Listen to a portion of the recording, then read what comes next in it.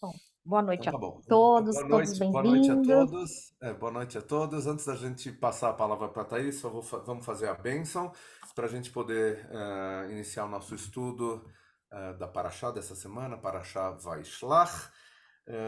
A bênção se encontra na página 44 do Sidur Shavuatov, para quem tiver esse Sidur, de capa azul.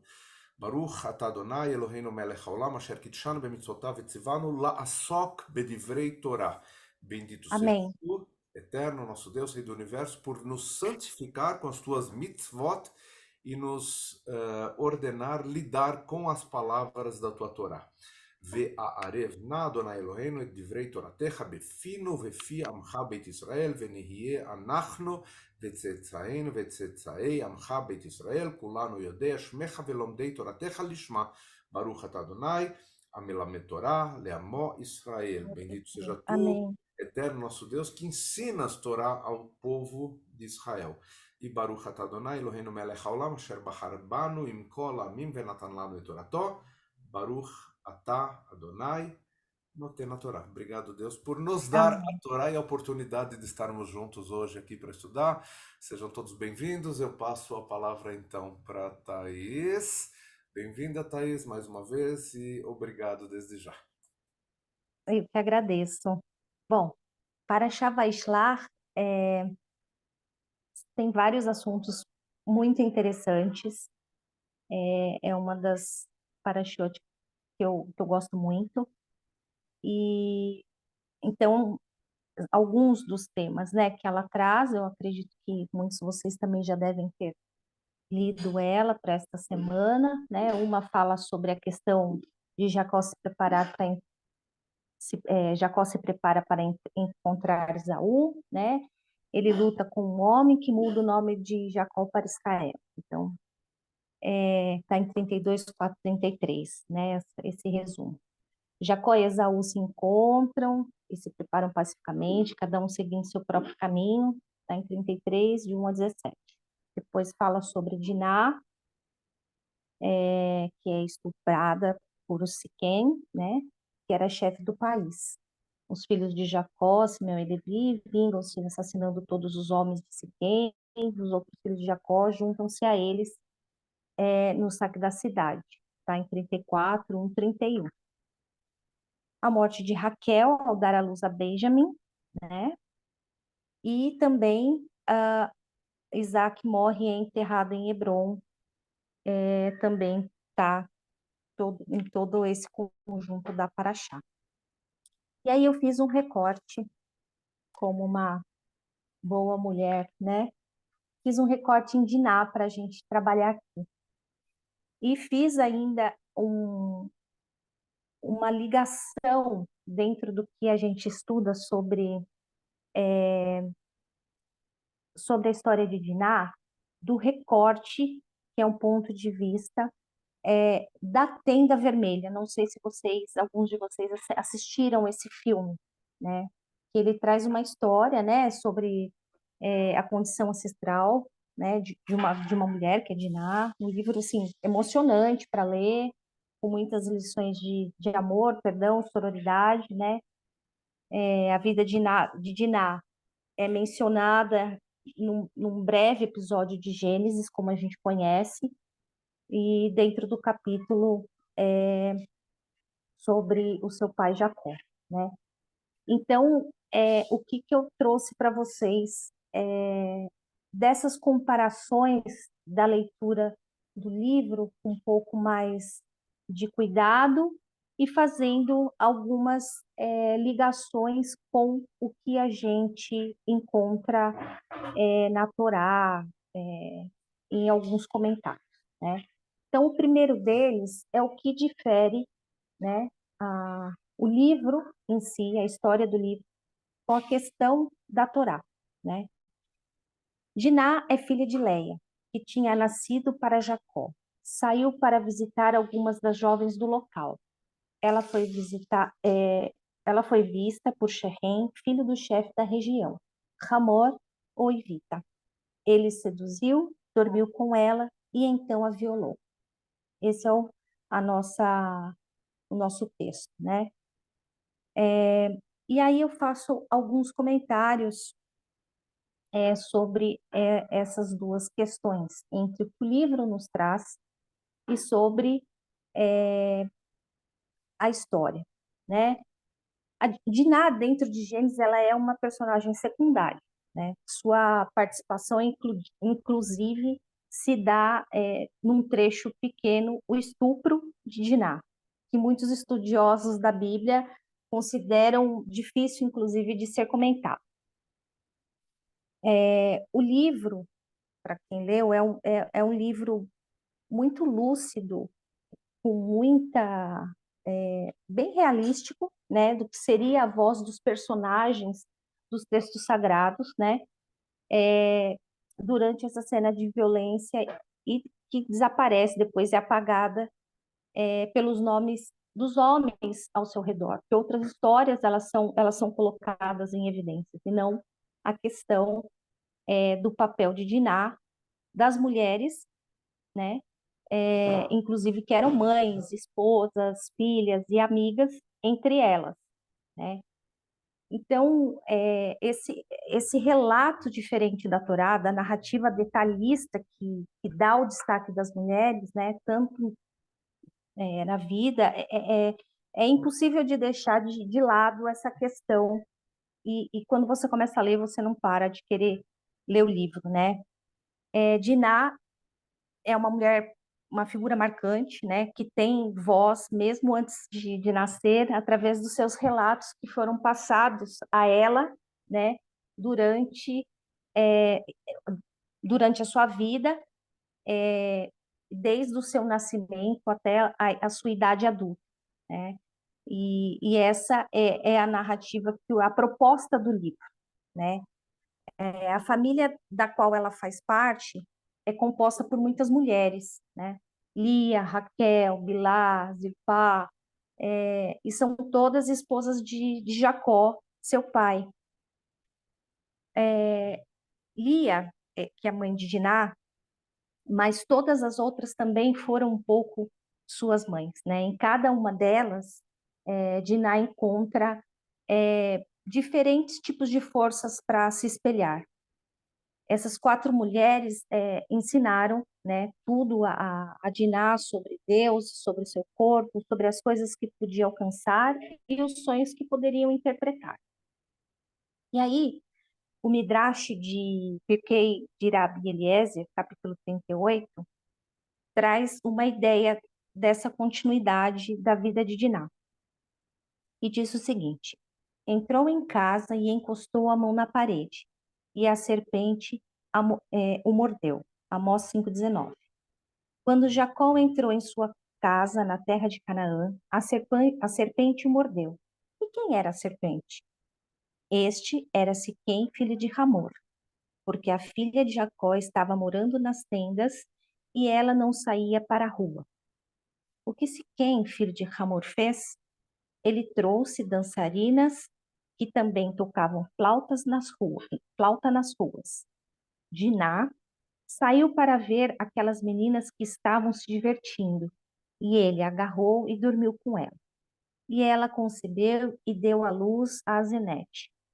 Os filhos de Israel disseram que ela deveria ser morta, pois disseram que agora as pessoas diriam em toda a terra que havia uma filha imoral nas tendas de Jacó.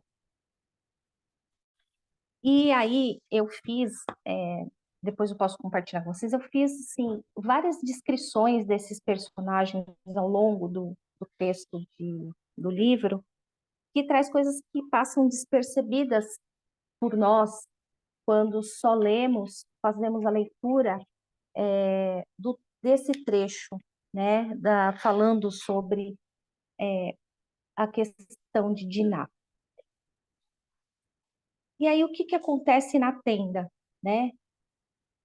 Na tenda vermelha, as mulheres dão graça pelo repouso e pela recuperação, por saber que a vida vem de dentro de nós, surge entre nossas pernas e que a vida custa sangue. A tenda, e aí um dos trechos, né, que fala bastante, a tenda vermelha era o lugar em que as mulheres reuniam durante seus ciclos de nascimento e menstruação, ou quando estavam doentes, onde, narrado na voz de Diná, revela as tradições e as turbulências da mulher na antiguidade. E aí,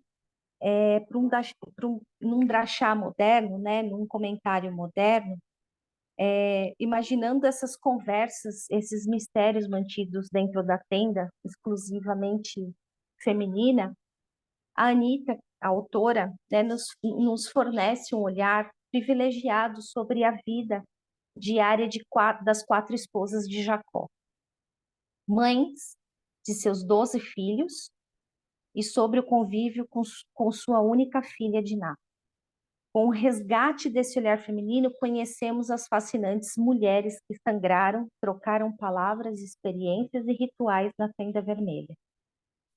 Em uma voz íntima e poética, Diná sussurra histórias sobre suas 4 mães, Raquel, Lia, Zilpá e Bilá, que a inspiraram com seus traços femininos únicos, conforme histórias permeadas de sensualidade, intuição e fortes emoções que vão sendo narradas, descortinadas em um mundo de caravanas, artesãos, príncipes, milagres e segredos femininos, até o momento em que Diná mergulha em sua própria saga de paixão, traição e sofrimento.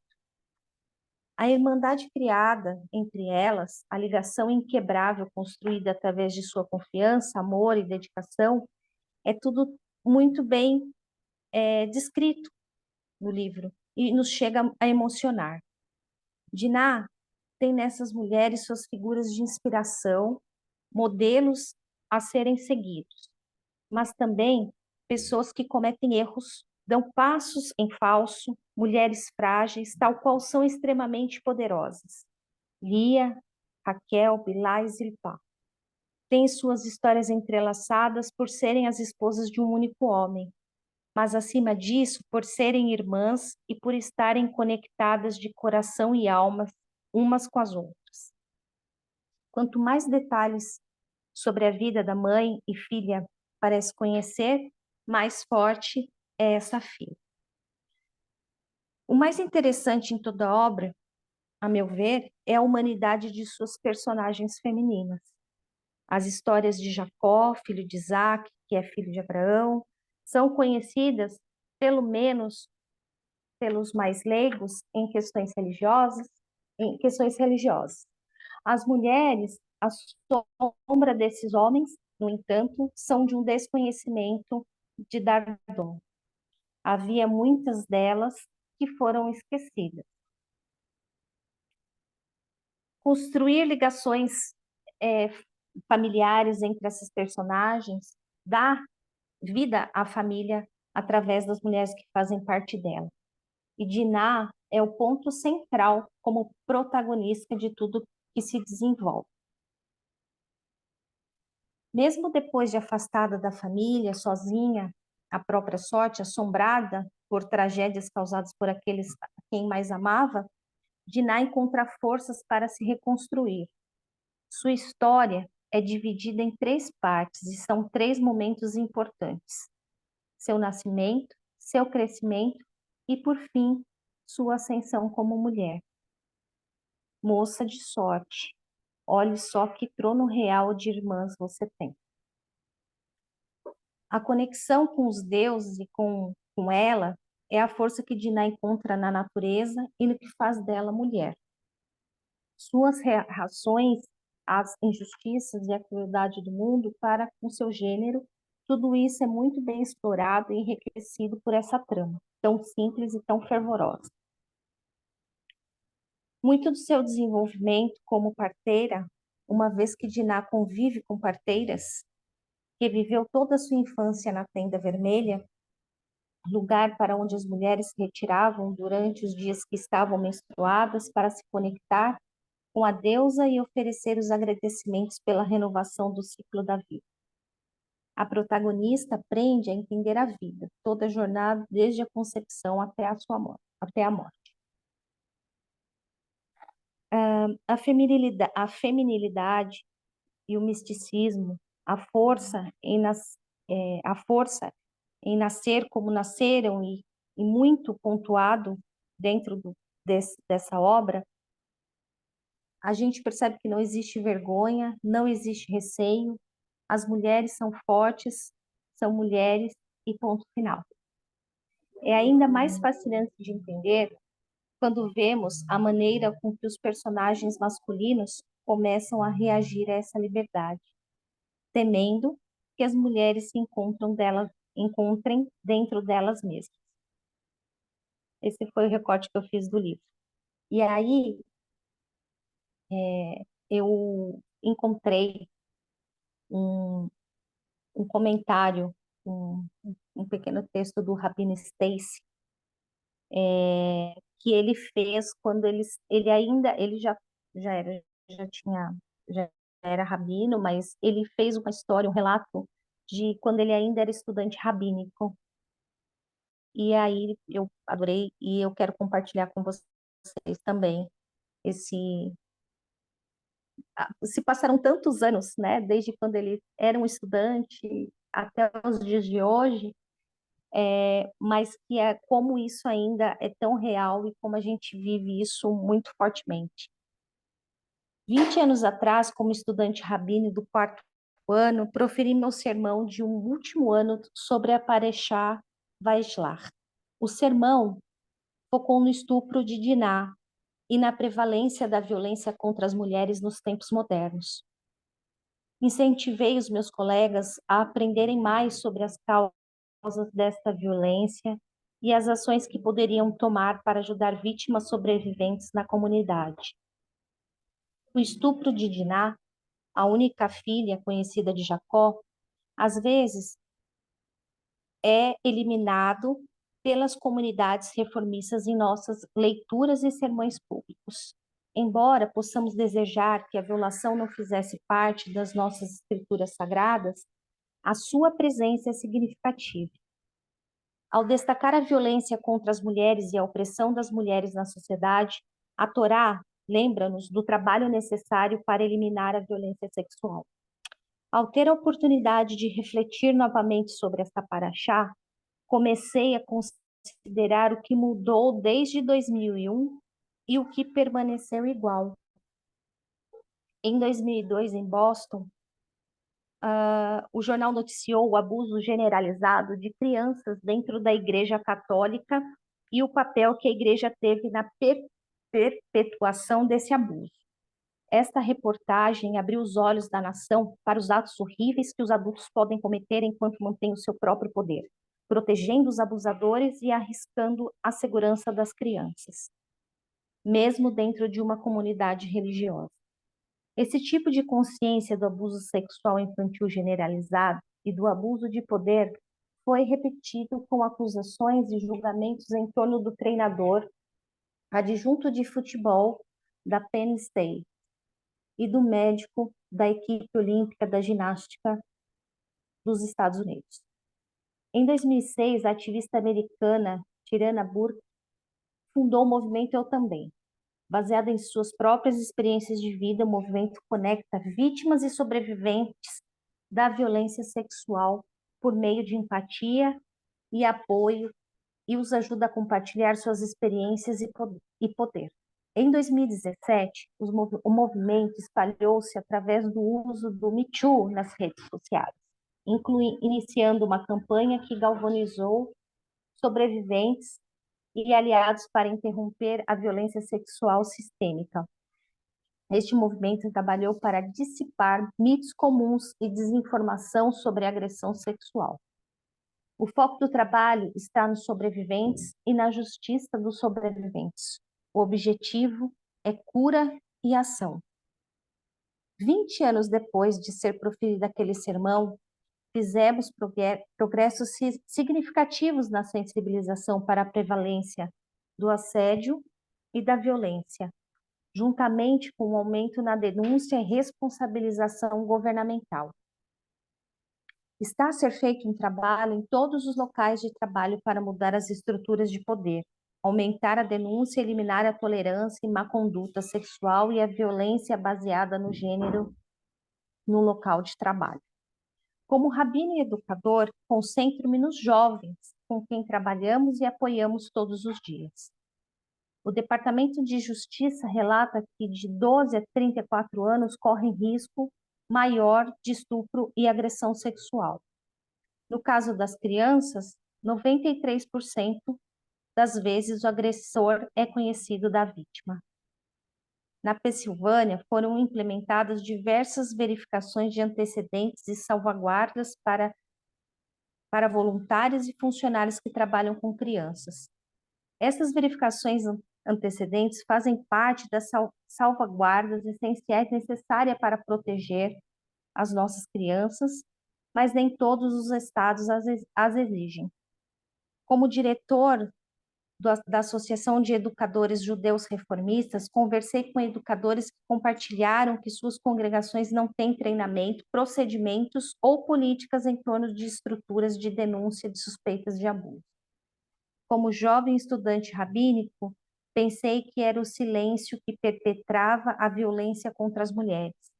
Imaginei que se mais pessoas entendessem a prevalência do abuso, seriam mais propensas a agir. Mas nos últimos 20 anos, à medida que a história e abuso contra as mulheres, pessoas trans e não binárias e crianças surgem em todas as áreas, pergunto, será o problema? Pergunto se o problema poderá ser estes tópicos tão diferentes que os evitamos todos juntos. A história do estupro de Diná, no meio do Gênesis, nos lembra que a violência sexual faz parte de todas as sociedades e não podem ser ignoradas. Ao examinar a sua história este ano, descobri que Diná provavelmente tinha menos de 13 anos quando foi violada. Já se passaram 20 anos desde que fiz meu primeiro sermão sobre Diná. Nesse período, as taxas de denúncia de agressão diminuíram e a conscientização sobre a violência aumentou. Há muito trabalho a ser feito. O nome de Diná significa justiça. Juntos, estas semanas e todas as semanas, continuemos a trabalhar em prol da justiça para prevenir a prevalência do abuso em todas as áreas. Como líder do movimento reformista, estou orgulhoso dos passos da União do Judaísmo Reformista. Tomaram para enfrentar o passado e salvaguardar o futuro. As líderes feministas,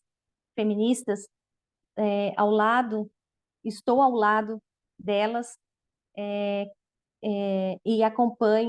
na campanha Stop.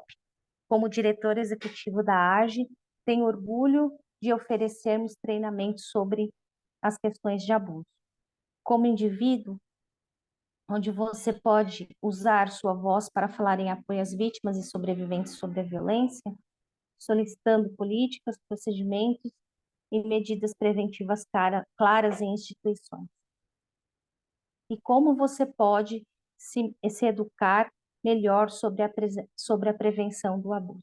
E aí ele deixa algumas dicas para a gente, para que a gente possa nos mover, né, em defesa dessas crianças, dessas adolescentes, assim como aconteceu com Diná.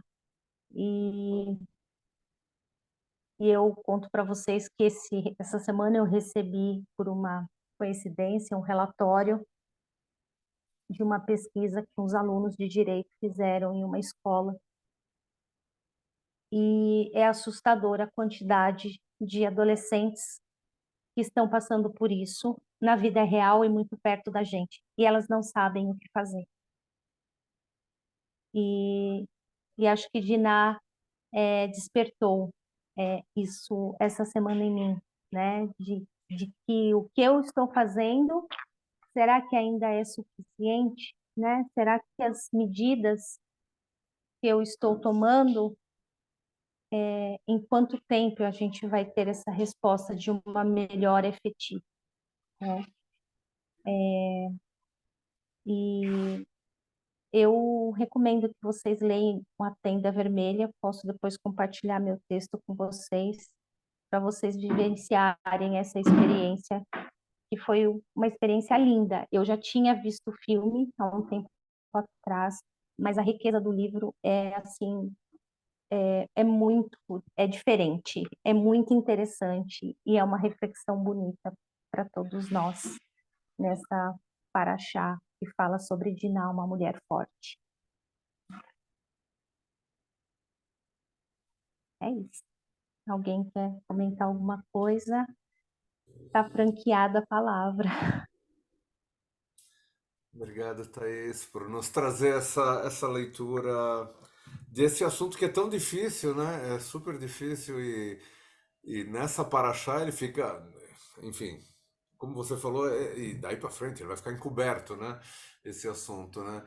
E nessa paraxá em particular, quando você tem toda a história de Jacó e toda a questão da luta dele, é um assunto que acaba ficando realmente de escanteio, quase que totalmente, né? Se olhar a maioria dos comentários vão falar sobre a luta de Jacó, sobre o nome Israel, enfim. E Diná realmente fica num lugar secundário. Obrigado por resgatá-la, né? E resgatar a história dela e fazer toda essa conexão com esse momento que a gente vive, né? Porque, por incrível que pareça, a gente continua numa situação, sei lá, se tão diferente assim da, da qual ela passou, né? Ah, enfim, mas deixa as pessoas falarem. Se alguém quiser comentar, também acho que é bacana. Eu queria dizer que é super, super atual, né? Infelizmente, porque a gente está vendo isso em Israel nesse momento, né? No que aconteceu com todas as mulheres, ou quase todas, né? E o mundo não fala disso, não está se falando disso, né? Como se fosse algo pequeno. Então, assim, tem tudo a ver com o que a Thaís trouxe, né? A gente, infelizmente, nós estamos vivendo exatamente a mesma coisa e tudo fica num segundo plano, né? Tem outros assuntos e esse fica em segundo plano. Então, infelizmente, a gente não consegue evoluir, né? A humanidade é muito triste, né? Isso de falar. Não quero ser depressiva, mas fica muito difícil, realmente, porque não, você não vê, você vê. Nem as próprias mulheres, né? Isso que é mais incrível, né? Os próprios movimentos. É Nem os incrível. movimentos estão falando do assunto, né? Incrível, né? Isso é incrível, Enfim. realmente incrível. Obrigada, Thaís, por trazer essa reflexão. Eu que agradeço poder trazer esse texto. E assim, eu fiquei bem contente que nós temos muitos homens hoje na sala. E isso é muito importante, porque é uma reflexão que eu acho que eu até comentei isso com o desembargador. Eu falei assim, desembargador, a gente precisa parar de falar para nós mesmos. Nós mulheres já sabemos, nós precisamos que os homens se movimentem, que saiam nessa conscientização, nessa fala interna, um papo de homem para homem, sem, né, masculinidade tóxica, que eles têm trabalhado muito esse tema aqui, mas nessa importância, nesse resgate que os homens precisam ter esse olhar, né? Porque é preocupante, são crianças, são mulheres, né? E em qualquer nível social, né? Tá aí a Ana Hickman, que sofreu também, semana passada, uma violência doméstica. É muito triste, é muito triste.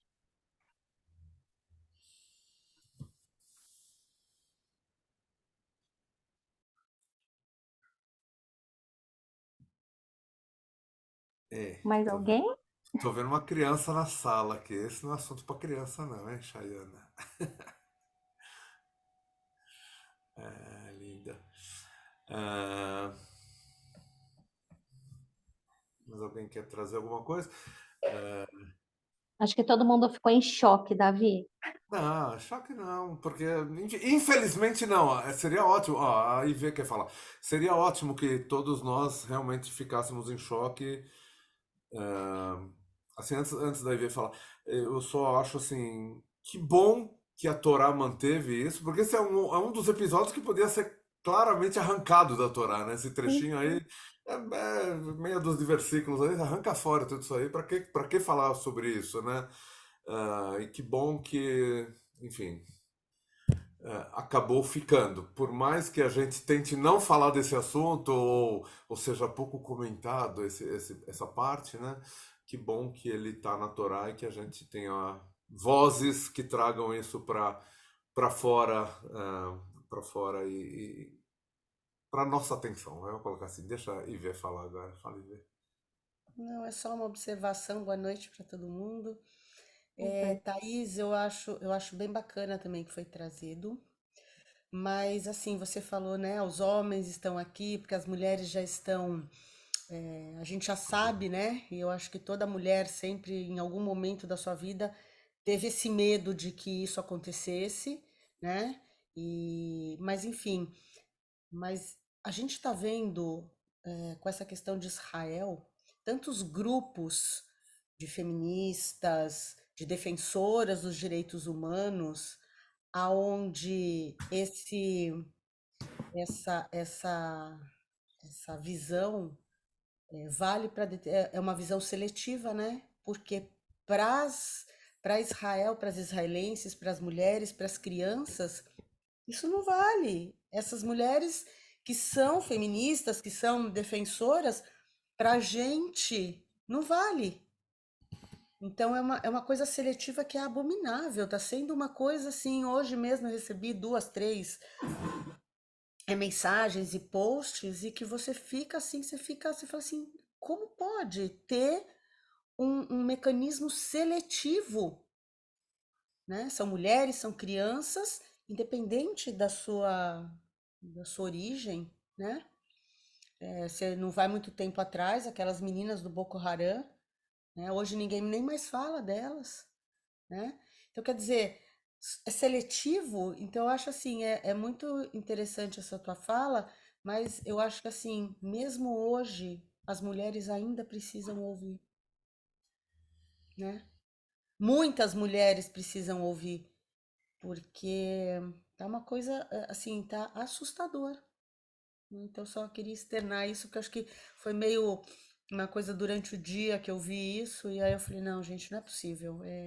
Como é que pode ter esse sentimento seletivo, né? De que com a gente pode.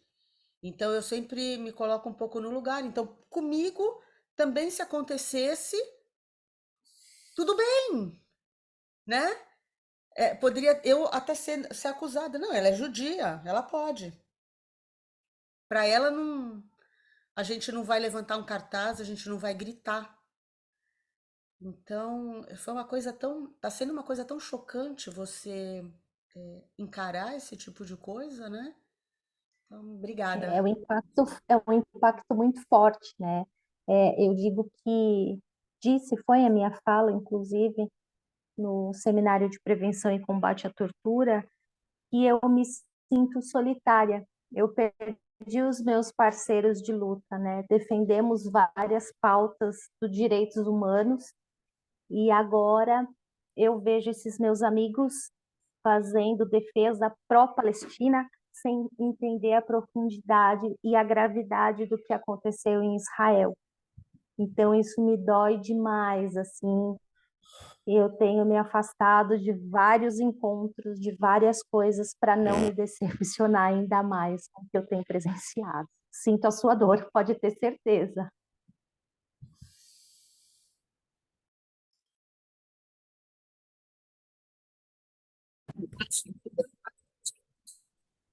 Thaís, posso falar um pouquinho de novo? Eu estava lendo aqui no Rumache, é interessante que ele, nos comentários, tá? Não na Isso. leitura mesmo, fala que Diná saiu das tradições e da decência da família de Abrão e espiou cruelmente sua imprudência. Então, eu não sei, eu não li tudo, mas além de tudo, eles estão colocando a culpa esse Mas esse, comentarista, eu não sei se é vocês que me ensinam aí, vocês que são estudante e o Rabino.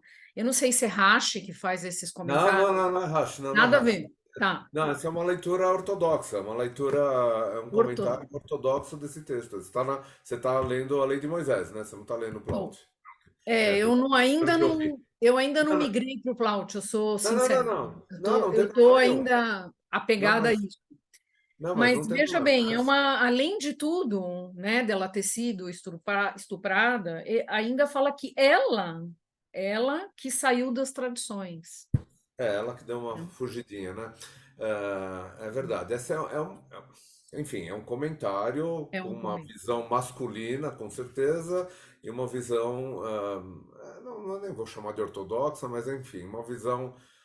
Esse rabino que escreveu isso é um rabino mais ligado à Bem ortodoxia, conservadora. bem conservador, conservador no sentido mais amplo da palavra, né? Hum. Agora, existem várias outras explicações possíveis para esse assunto, entre elas a de que não foi, ela não sofreu estupro nenhum. Essa história do estupro é uma invenção, né? Sim, porque não tá explícito isso você pode ler de outro jeito. Você pode ler que ela realmente se apaixonou por ele e que foi uma coisa consentida, assim. Na tradução, porque aí depende de como você traduz, né? Porque na tradução, aí eu acho que está escrito, em algum lugar está escrito que foi forçado, né? Mas não necessariamente essa é a tradução, a única tradução possível para esse texto, né? Então, enfim, sem querer defender nenhum dos lados, você pode ler de outras maneiras, só deixar claro isso. E essa maneira, como esse comentário que você leu aí, realmente é muito, eu diria que não faz nenhum sentido para a gente, né, nos dias atuais, para a nossa comunidade. Agora, tem uma outra discussão grande que é sobre a reação dos filhos de Jacó, né? Então, se a reação, e aí entra na questão da proporcionalidade, que a gente também tem ouvido falar bastante, né? Foi justa a reação que eles tiveram de matar tantas pessoas, de propor uma saída, né? Que era a circuncisão e tal, e depois matar todas aquelas pessoas, né? Então, até que ponto isso é justificável ou não, é um outro grande campo para se discutir sobre a violência, que de novo a gente está presenciando no nosso mundo atual. E nem tô falando sobre a questão Israel-Hamas, mas de um modo geral, a gente tem visto isso no mundo, né? A questão da violência aqui no Brasil, não precisa ir muito longe, né? Aqui no Brasil, hoje eu estava assistindo TV na hora do almoço, é uma atrás da outra, uma notícia atrás da outra, falando aqui morreram tantas pessoas, aqui morreram tantas pessoas, aqui morreram tantas... Baleados, todos, enfim. Enfim, muito, muito complexa a situação, né?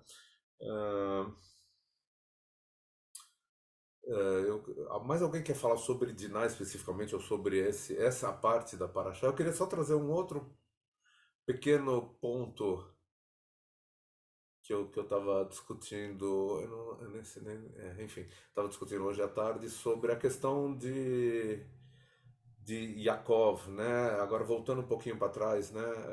Na Paraxá sobre Yaakov e essa luta que ele teve, né? Enfim, simbolicamente, eu não quero entrar no detalhe do que está descrito na Torá, mas queria pegar um pouco mais amplo e mais simbólico, né?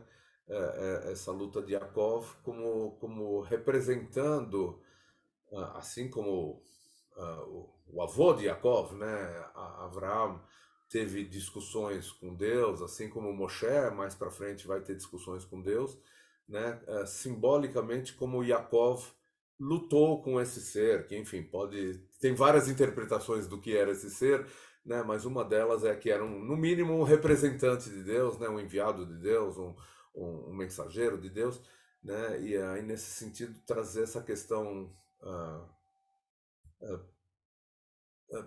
para a ótica judaica, né, de que a gente acredita nesse Deus, a gente acredita num Deus único, né, mas a gente tem a possibilidade de discutir com esse Deus, como vários personagens na Torá discutem com Deus, e a gente tem a possibilidade até de brigar com esse Deus, né, como em várias situações a gente vê personagens e profetas, enfim, não aceitando coisas como sendo definitivas, apesar de estarem ali como nosso Deus ou representantes do nosso Deus, né? E eu acho isso muito simbólico e muito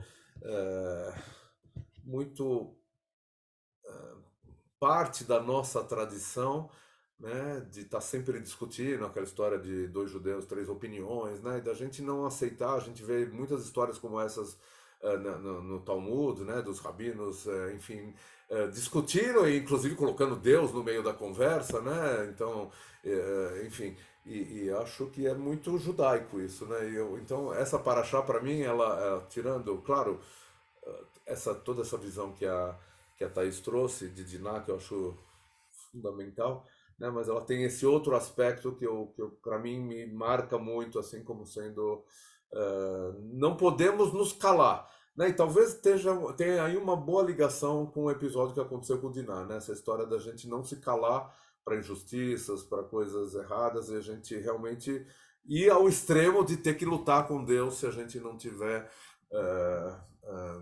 convencido de que aquilo é justo, é ético, é certo, né? A gente ia até a última instância, né? Então, sei lá, só como um comentário colateral aí em relação a essa paraxá aí, desse personagem que é tão polêmico, né? Ainda tem muita coisa que vai acontecer com ele, com os filhos dele, daqui até a gente terminar de ler a história de Yaakov, mas acho e que, enfim, somos todos Bnei Israel, né? Somos todos filhos desse personagem tão importante, né, da nossa história, da nossa Torá.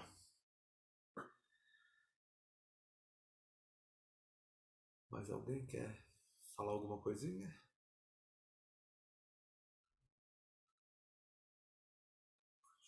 Posso falar só uma Fala, curiosidade para quem estuda o Zohar um pouco, que é claro. esse anjo, né? Esse anjo que Jacó briga, não sei, discute, que você está falando, né?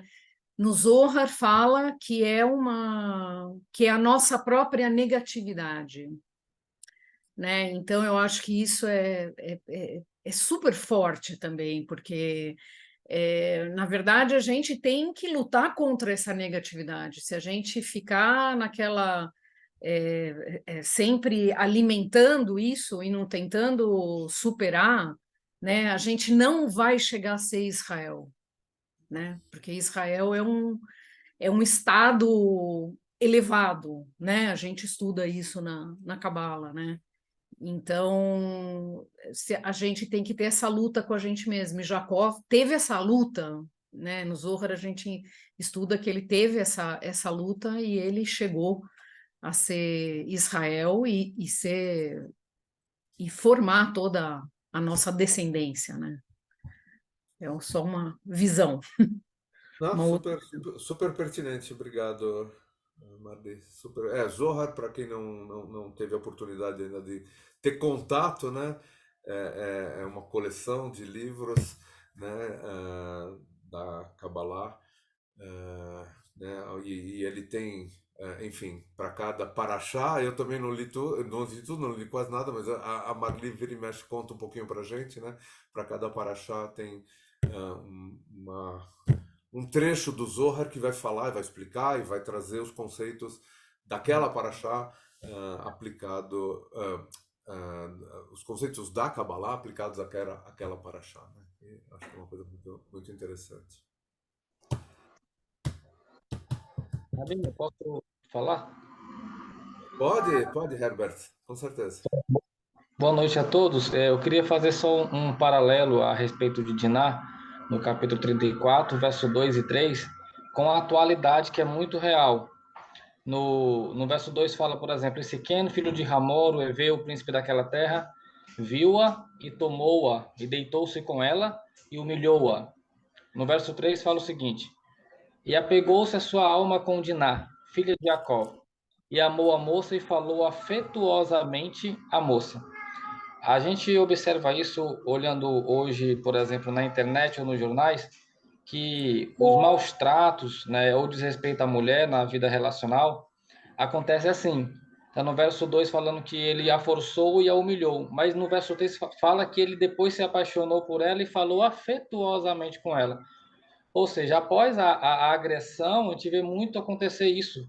O homem vem agora com o homem, ou seja, uma mulher, qualquer outra pessoa que agrida. A pessoa que agrediu vem depois da agressão como arrependido, como que não que está apaixonado e que isso não vai acontecer mais e fala bem manso, né? Mas a agressão já aconteceu e isso não tem como mudar. Nenhuma palavra doce, gentil, agradável vai mudar a questão de que a agressão anteriormente aconteceu. Então, só queria fazer esse paralelo que é muito comum hoje no mundo atual. Obrigado, Herbert. Muito bom. Isso mesmo. Verdade. Mais alguém? Eu queria falar também. Fala, Eu, André. André, André, Oi, fala. André, fala. obrigado pelos apontamentos de interpretação, porque eu também estou nesse campo ampliado dos direitos humanos e das pautas sociais. E acho que a gente ainda não tem muito um nome claro, mas eu tenho uma percepção de que a gente está atravessando um outro momento de definição sobre o que vai ser direitos humanos. Parece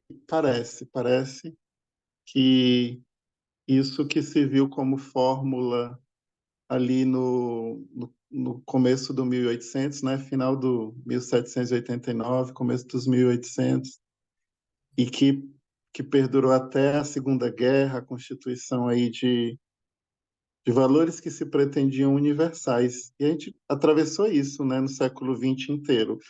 Os valores, eles tinham uma pretensão de universalidade e a gente acreditava fazer parte da nossa militância disputá-los para serem efetivados. E a gente está agora no século XXI, explicitamente reconhecendo em vários grupos a própria cultura se organizando para dizer que não faz mais sentido que os direitos humanos sejam universais. É como se a inspiração desses valores tivesse sido corroída em algum lugar. Não consigo saber dentro desse meu momento o que é a próxima coisa, mas parece bastante explícito, não é? Dependendo de quais sejam os corpos, eles podem ser mortos.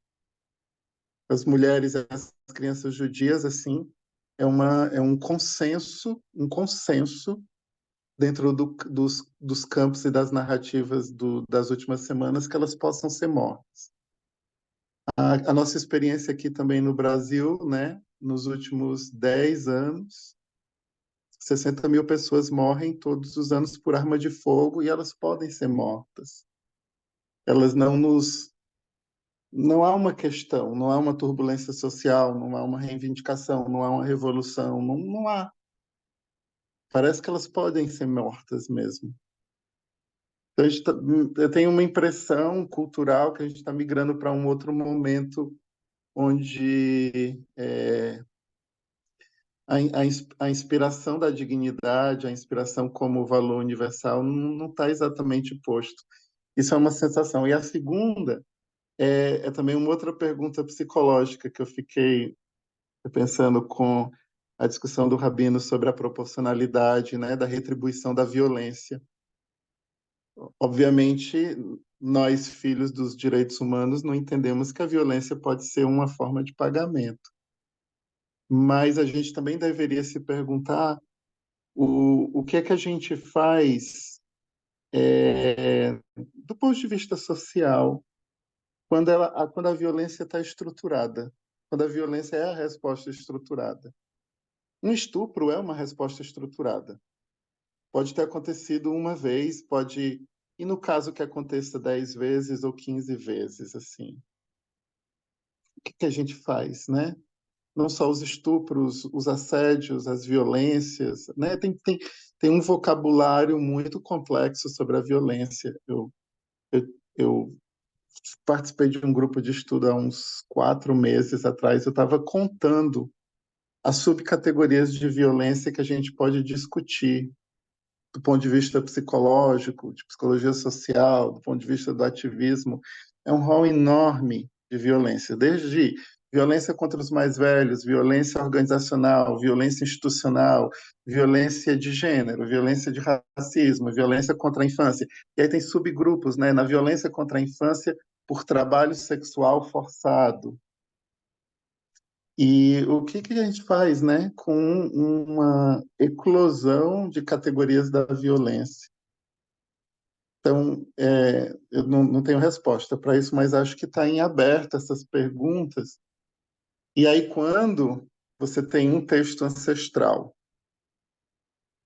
que ele lhe provoca a oferecer uma resposta religiosa, espiritual e conceitual sobre uma questão de estupro, de repente nós somos também convocados a pensar sobre isso com outra seriedade, porque aí eu não posso escapar de pensar sobre o estupro de Diná e fazer de conta que foi só o estupro da Francisquinha da periferia.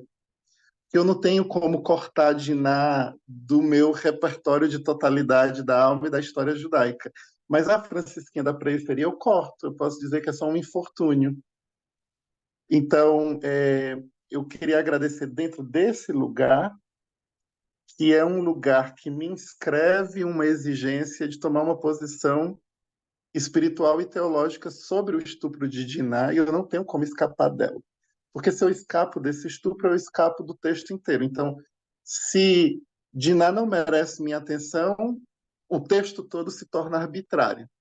Ou o texto todo faz parte dos meus compromissos sagrados, ou nada dele faz parte e é relevante para mim. Então, o que é isso, né?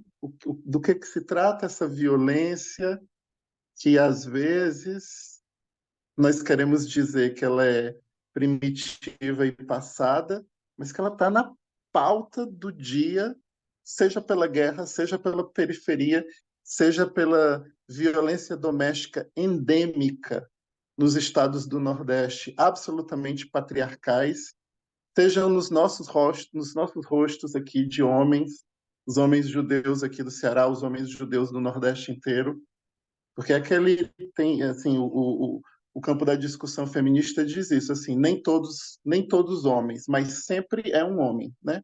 Sempre vem de um homem, sempre vem de um homem, sempre vem de um homem. E nesse caso aqui vem de homens que estão no entorno da narrativa judaica, né? Então isso de alguma maneira se interpela espiritualmente para os homens judeus tomarem posições sobre isso. Obrigado por ter entrado como um míssil espiritual, assim, de uma convocação também espiritual e não só política. Para mim foi muito importante. Obrigada, André. Mais alguém? A Ivê está com a mão levantada. Posso, só para não alongar mais, mas eu acho que muito importante também o que o André falou, mas tem uma própria, que a gente não falou um pouquinho sobre a própria tenda, né?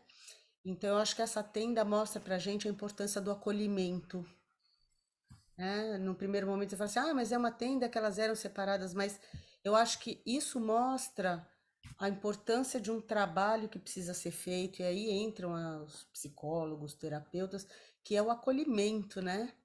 Então, o quanto essas mulheres, essas crianças, ou quem quer que seja, precisa estar embaixo de uma tenda, né? E uma tenda de acolhimento. Queria só deixar esse raciocínio aí para todo mundo pensar, né, nessa questão, que é uma resposta. Talvez, né, André, uma das respostas, a importância do acolhimento. E muitas vezes as mulheres hoje criaram a delegacia da mulher porque antes não existia o acolhimento. As mulheres se escondiam em casa e tinham vergonha de ir, falar, etc. Então, assim, de novo, para a gente raciocinar, né? Como é importante você ter uma tenda. Obrigada. Muito bem. Obrigado, Ivê. Obrigado, Thaís. Quer falar mais alguma coisa, Thaís, antes de eu desligar a gravação aqui? Não, só agradecer mesmo a todos, ao André, que fez uma linda contribuição, Ivê, a Marli, e todos que participaram hoje aqui com a gente, né? Isso é muito importante, esse momento de estudo e de reflexão semanal. Ok. Obrigado, então, Thaís. Obrigado a todos que vieram. Obrigado a todos que puderam expressar a sua opinião. Eu repito que a gente está, enfim, gravando essas reuniões para que todos que não têm a oportunidade de estar junto possam assistir num momento futuro. Mas claro que isso não substitui o encontro que a gente pode ter pessoalmente aqui, a possibilidade da gente trocar ideias aqui dentro do grupo. E lembrar também que sábado a gente vai ter, para quem não estiver em Fortaleza, né? A gente vai ter o nosso encontro aqui em São Paulo e a gente vai fazer uma homenagem ao Marcelo Cardoso, um grande amigo que faleceu nessa semana. A gente vai ter então a presença do Celso Zilbovícios com a gente, que vai fazer então essa homenagem junto com todos nós no Neshama ao Marcelo. Convido todos a estarem juntos, tá bom?